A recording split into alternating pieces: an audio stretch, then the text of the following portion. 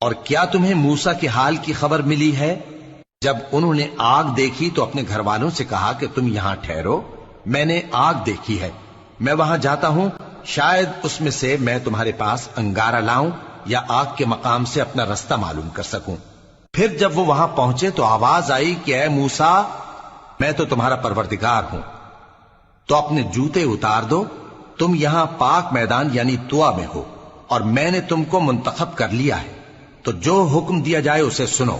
بے شک میں ہی اللہ ہوں، میرے سوا کوئی معبود نہیں، تو میری عبادت کیا کرو اور میری یاد کے لیے نماز پڑھا کرو۔ قیامت یقیناً آنے والی ہے، میں چاہتا ہوں کہ اس کے وقت کو پوشیدہ رکھوں تاکہ ہر شخص جو کوشش کرے اس کا بدلہ پائے، تو جو شخص اس پر ایمان نہیں رکھتا اور اپنی خواہش کے پیچھے چلتا ہے کہیں تم کو اس کے یقین سے روک نہ دے، تو اس صورت میں تم ہلاک ہو جاؤ۔ اور اے موسیٰ، یہ تمہارے داہنے ہاتھ میں کیا ہے؟ انہوں نے کہا یہ میری لاٹھی ہے، اس پر میں ٹیک لگاتا ہوں اور اس سے اپنی بکریوں کے لیے پتے جھاڑتا ہوں، اور اس میں میرے اور بھی کئی فائدے ہیں۔ فرمایا کہ موسیٰ اسے زمین پر ڈال دو، تو انہوں نے اس کو ڈال دیا اور وہ یکا یک سانپ بن کر دوڑنے لگا۔ فرمایا کہ اسے پکڑ لو اور ڈرنا مت، ہم اس کو ابھی اس کی پہلی حالت پر لوٹا دیں گے، اور اپنا ہاتھ اپنی بغل میں دبا لو کہ وہ کسی عیب و بیماری کے بغیر سفید چمکتا دمکتا نکلے گا۔ یہ دوسری نشانی ہے تاکہ ہم تمہیں اپنے بڑے بڑے نشانات دکھائیں۔ تم فرعون کے پاس جاؤ کہ وہ سرکش ہو رہا ہے۔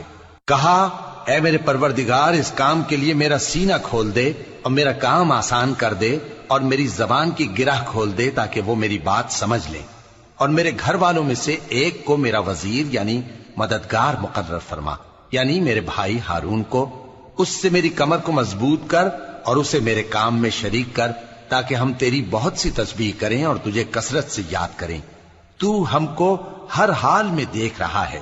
فرمایا موسیٰ، تمہاری دعا قبول کی گئی، اور ہم نے تم پر ایک بار اور بھی احسان کیا تھا جب ہم نے تمہاری والدہ کو الہام کیا تھا جو تمہیں بتایا جاتا ہے، وہ یہ تھا کہ اسے یعنی موسیٰ کو صندوق میں رکھو، پھر اس صندوق کو دریا میں ڈال دو، تو دریا اس کو کنارے پر ڈال دے گا، اور میرا اور اس کا دشمن اسے اٹھا لے گا۔ اور موسیٰ، میں نے تم پر اپنی طرف سے محبت ڈال دی، اور اس لیے کہ تم میرے سامنے پرورش پاؤ۔ جب تمہاری بہن وہاں فرعون کے ہاں گئی اور کہنے لگی کہ میں تمہیں اس کا پتہ دوں جو اس کو پالے پوسے، تو اس طریق سے ہم نے تم کو تمہاری ماں کے پاس پہنچا دیا تاکہ ان کی آنکھیں ٹھنڈی ہوں اور وہ رنج نہ کریں۔ اور تم نے ایک شخص کو مار ڈالا تھا تو ہم نے تم کو غم سے نجات دی، اور ہم نے تمہاری کئی بار آزمائش کی، پھر تم کئی سال اہل مدین میں ٹھہرے رہے۔ پھر اے موسیٰ، تم ایک اندازے پر آ پہنچے، اور میں نے تم کو اپنے کام کے لیے بنایا ہے، تو تم اور تمہارا بھائی دونوں ہماری نشانیاں لے کر جاؤ، اور میری یاد میں سستی نہ کرنا۔ دونوں فرعون کے پاس جاؤ کہ وہ سرکش ہو رہا ہے، اور اس سے نرمی سے بات کرنا، شاید وہ غور کرے یا ڈر جائے۔ دونوں کہنے لگے کہ اے ہمارے پروردگار، ہمیں خوف ہے کہ وہ ہم پر زیادتی کرنے لگے یا زیادہ سرکش ہو جائے۔ اللہ نے فرمایا کہ ڈرو مت، میں تمہارے ساتھ ہوں کہ سنتا اور دیکھتا ہوں۔ اچھا تو اس کے پاس جاؤ اور کہو کہ ہم آپ کے پروردگار کے بھیجے ہوئے ہیں، تو بنی اسرائیل کو ہمارے ساتھ جانے کی اجازت دیجیے اور انہیں عذاب نہ کیجیے۔ ہم آپ کے پاس آپ کے پروردگار کی طرف سے نشانی لے کر آئے ہیں، اور جو ہدایت کی بات مانے اس کو سلامتی ہو۔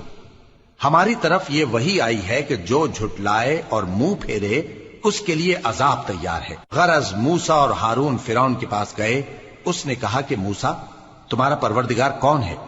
کہا کہ ہمارا پروردگار وہ ہے جس نے ہر چیز کو اس کی شکل و صورت بخشی، پھر راہ دکھائی۔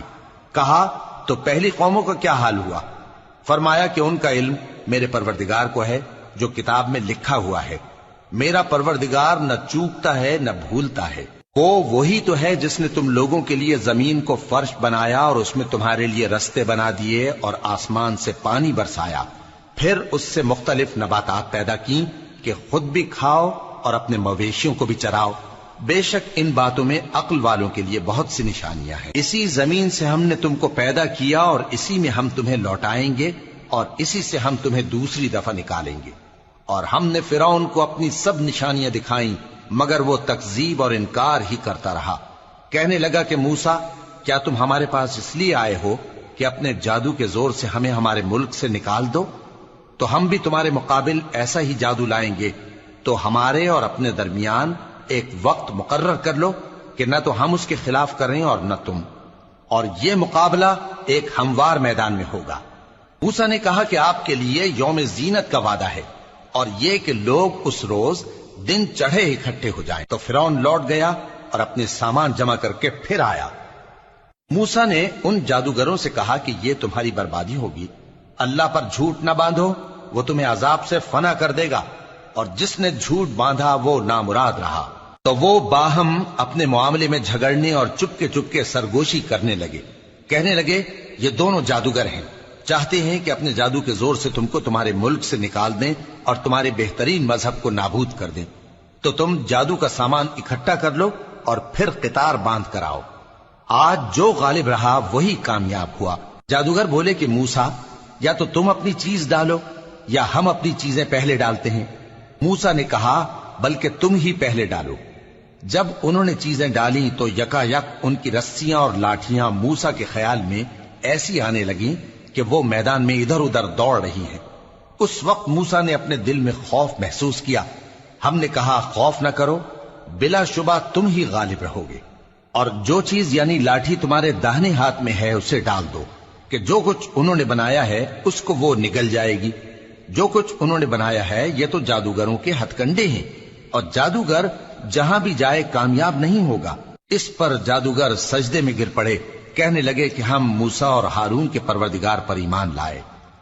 فرعون بولا کہ پیشتر اس کے کہ میں تمہیں اجازت دوں تم اس پر ایمان لے آئے، بے شک یہ تمہارا بڑا یعنی استاد ہے جس نے تم کو جادو سکھایا ہے، سو میں تمہارے ہاتھ اور پاؤں مخالف سمت سے کٹوا دوں گا، اور تم کو کھجوروں کے تنوں پر سولی چڑھوا دوں گا، اور تم کو معلوم ہوگا کہ ہم میں سے کس کا عذاب زیادہ سخت اور دیر تک رہنے والا ہے۔ انہوں نے کہا کہ جو دلائل ہمارے پاس آ گئے ہیں ان پر اور جس نے ہم کو پیدا کیا ہے اس پر ہم آپ کو ہرگز ترجیح نہیں دیں گے، تو آپ کو جو حکم دینا ہو دے دیجئے، اور آپ جو حکم دے سکتے ہیں وہ صرف اسی دنیا کی زندگی میں دے سکتے ہیں۔ ہم تو اپنے پروردگار پر ایمان لے آئے تاکہ وہ ہمارے گناہوں کو معاف کرے، اور اسے بھی جو آپ نے ہم سے زبردستی جادو کرایا، اور اللہ سب سے اچھا ہے اور ہمیشہ باقی رہنے والا ہے۔ جو شخص اپنے پروردگار کے پاس گناہگار ہو کر آئے گا تو اس کے لیے جہنم ہے جس میں نہ وہ مرے گا نہ جیے گا، اور جو اس کے روبرو ایماندار ہو کر آئے گا اور عمل بھی نیک کیے ہوں گے تو ایسے لوگوں کے لیے اونچے اونچے درجے ہیں، یعنی ہمیشہ رہنے کے باغ جن کے نیچے نہریں بہ رہی ہیں، ہمیشہ ان میں رہیں گے، اور یہ اس شخص کا بدلہ ہے جو پاک ہوا۔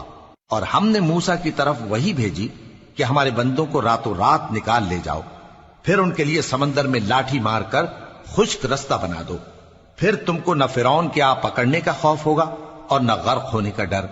پھر فرعون نے اپنے لشکروں کے ساتھ ان کا تعاقب کیا تو سمندر کی موجوں نے ان پر چڑھ کر انہیں ڈھانک لیا، یعنی ڈبو دیا، اور فرعون نے اپنی قوم کو گمراہ کر دیا اور سیدھے رستے پر نہ ڈالا۔ اے آل یعقوب، ہم نے تم کو تمہارے دشمن سے نجات دی اور تورات دینے کے لیے تم سے کوہ طور کی داہنی جانب مقرر کی، اور تم پر من اور سلوہ نازل کیا، اور حکم دیا کہ جو پاکیزہ چیزیں ہم نے تم کو دی ہیں ان کو کھاؤ اور اس میں حد سے نہ نکلنا، ورنہ تم پر میرا غضب نازل ہوگا، اور جس پر میرا غضب نازل ہوا وہ ہلاک ہو گیا۔